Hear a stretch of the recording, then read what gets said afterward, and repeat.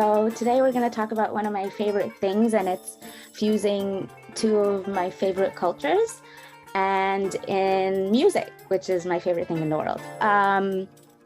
So just making sure you guys can't see my notes, right? You just see the presentation. Yeah, you're good. Okay, great. So my topic will be the presence of Latin American music in classic Arabic songs,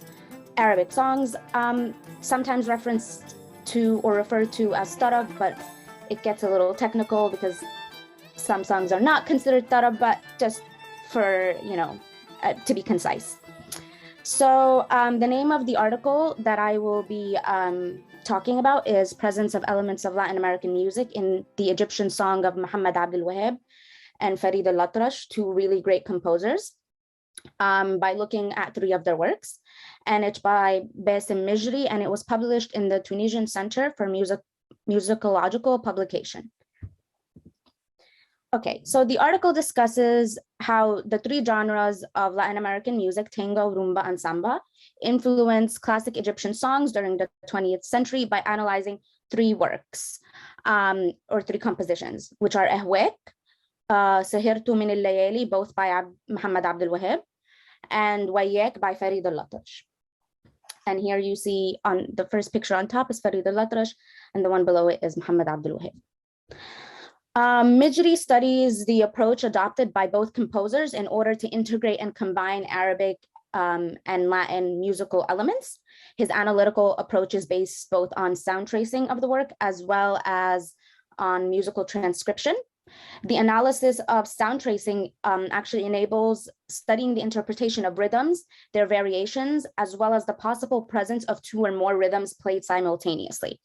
The analysis of musical transcription allows the study of the relationship between melody and rhythm. Sound tracing is actually a relatively new methodology in ethnomusicology and analyzing music. So the first song we have is one that many people know, and it's called Ahwek, and it's composed by Mohamed al-Wahab in 1959 and sung by Abdul Halim Hafiz in the movie Banat al-Yum.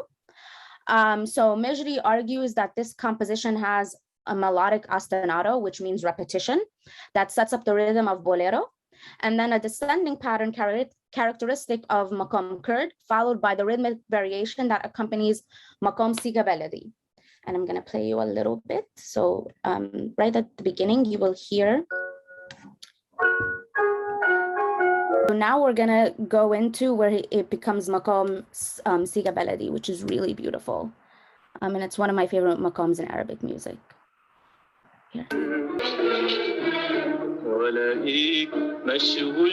So what's really cool is that in the beginning it was bolero rhythms, and we're gonna talk a little bit more about bolero and maqam kurd, and then it transitions into siga baladi, which happens a lot in Arabic music, the different music modes. Okay. Sorry, not again. Okay, so bolero is a genre of song which originated from Eastern Cuba in the late 19th century and is characterized by sophisticated lyrics dealing with love. And the person who's considered the author of the first bolero song is Jose Pepe Sanchez, and it's called Tristazas. And he actually composed it as an adolescent, which, wow, I'm 28 and I have not composed anything, in 1885. So we'll listen to a little bit of that. And we'll see if we can hear the similarities.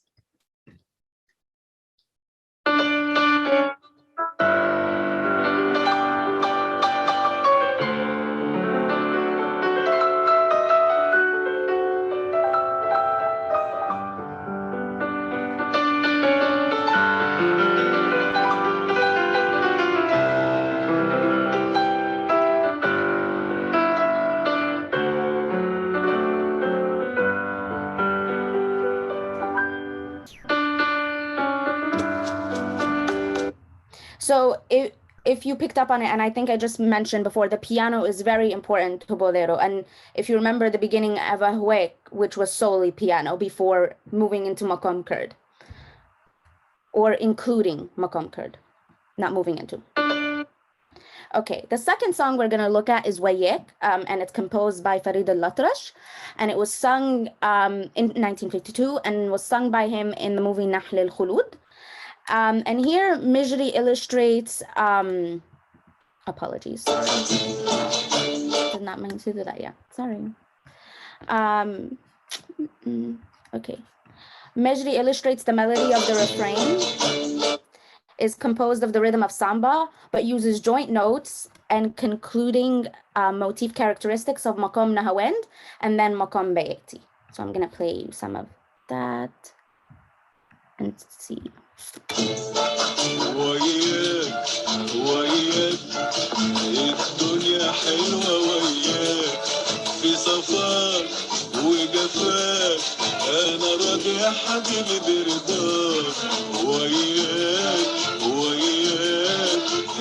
So then it moves into maqam bayati at around 1 minute, and I'll play what that sounds like for you right now. Here we go.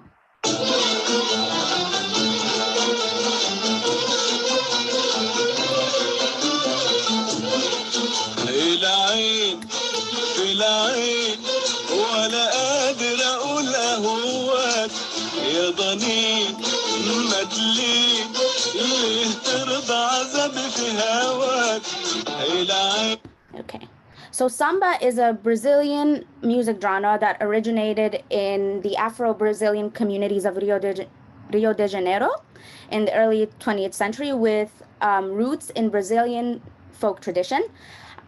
Samba's inaugural song is Pelo Telefono, launched in 1917.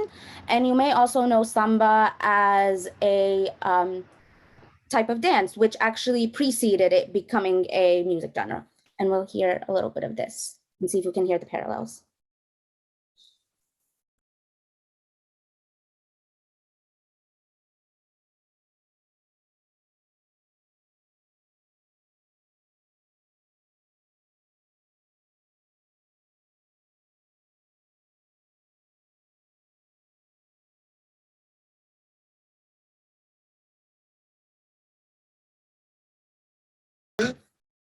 Okay, next we are going to move to one of my favorite and the author's favorite, understandably so.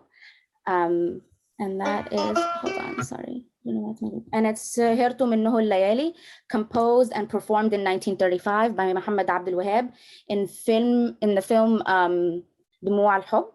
And Mejri finds this one particularly genius because of the marriage of maqams. So 3 maqams in this, 3 modes. I should have prefaced that maqam means mode in Arabic music.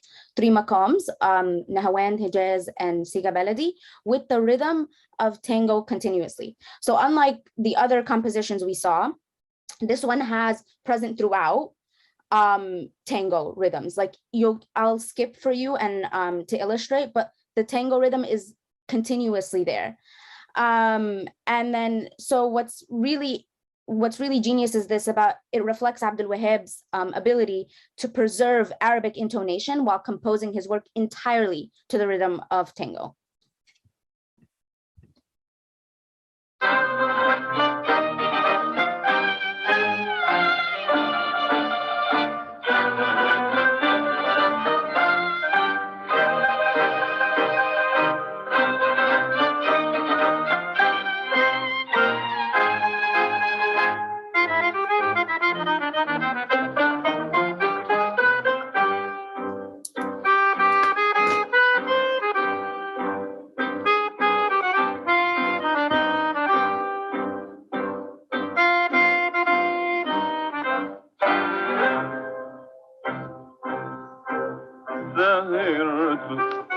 Okay, gonna skip just so you can see.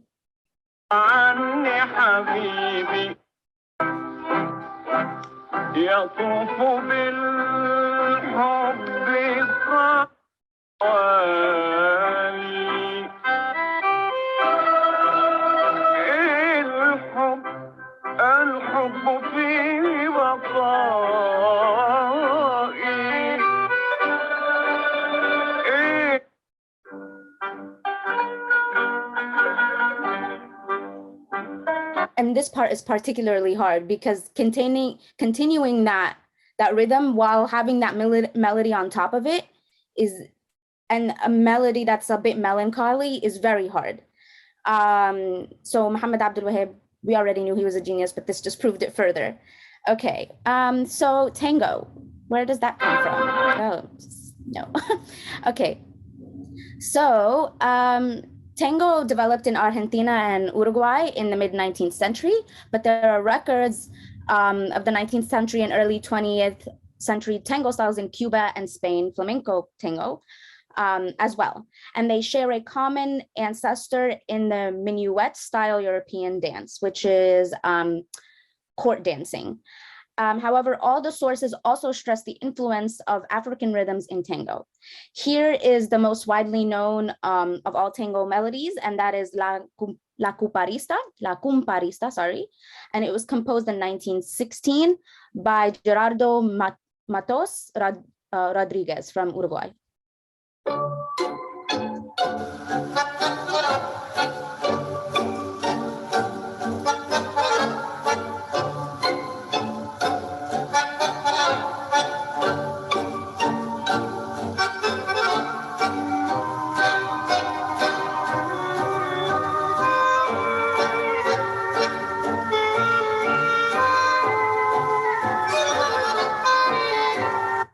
Okay.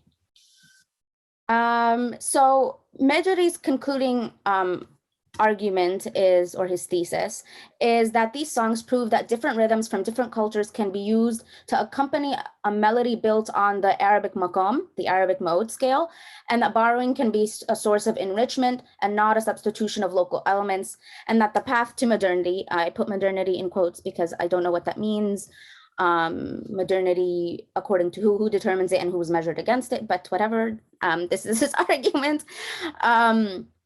And that the path to modernity is in no way synonymous with denying or abandoning local musical traditions and characteristics.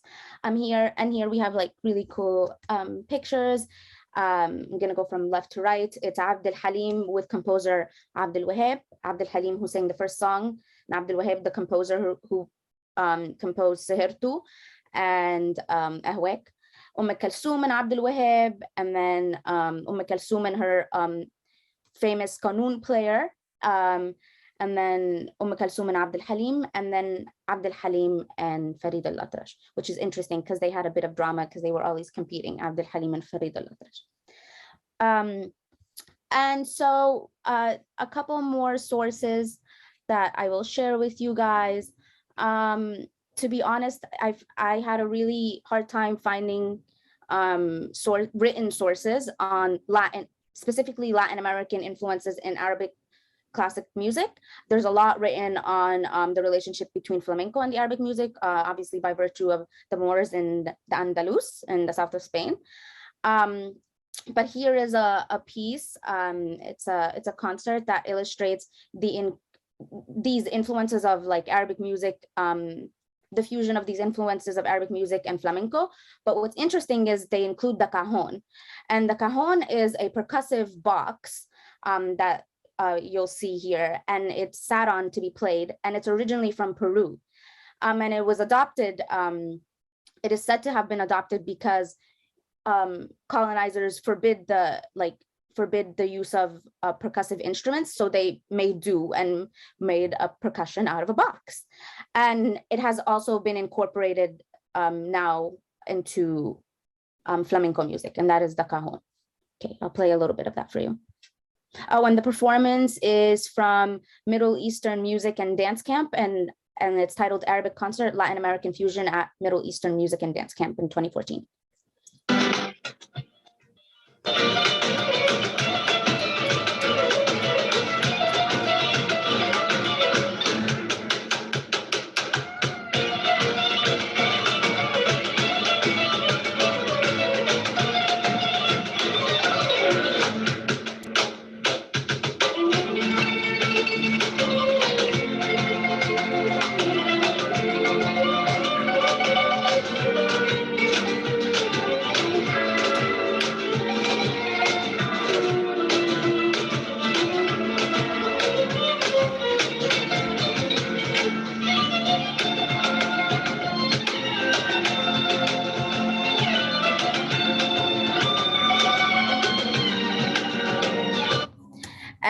one other thing I will forward is, this is completely a claim of my own, but if you have time and when you have time, I also claim the influence of choro, which is it's an instrumental Brazilian popular music genre, and it originated in the 19th century in Rio de Janeiro. And I claim the influence of choro, specifically Jacob do Bandolim's song Alvorado on al-Wahab's composition of Ken Agmal Yom. And I tried to find specifically when Ken Agmal Yom was composed. It just says it was in the 50s, and Alvarado was composed in 1955. So when you have time, and it's very, from the beginning of the song, you can hear the parallels. And that is my presentation. I hope you guys enjoyed. Wait, is my picture here? Yes, I did include it. And that is me. Thank you guys. Thank you guys for your attention.